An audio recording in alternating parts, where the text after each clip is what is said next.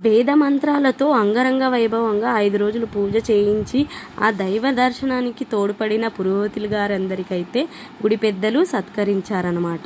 గుడి పెద్దలందరినీ పెద్ద పురోహితులు గారైతే సత్కరిస్తున్నారు.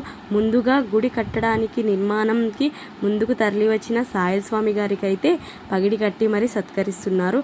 ఇలా ఒక్కొక్కరుగా కాదు 10 చేతులు కలిస్తేనే ఈ గుడి నిర్మాణం జరిగింది. వాళ్ళందరికైతే చాలా ధన్యవాదాలు.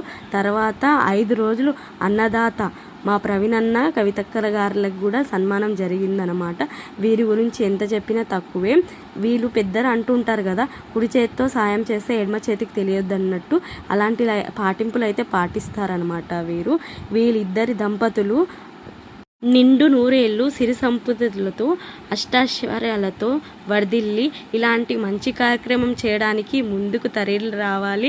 ఇలాంటి వారు ఇంకింకా ముందు పెరుగుతూ ఉండాలని ఆశిస్తున్నాము. ఇలా ఘనమైన పూజలు చేయించి పూజలో పాత్రులైన వారందరికైతే చాలా పెద్ద ధన్యవాదం. ఇవే కాదండి, 5 రోజులు 5 మంది గురూజులు వచ్చారు. వాళ్ళ ప్రవచనాలు కూడా వస్తాయి, చూస్తూ ఉండండి. Thank you.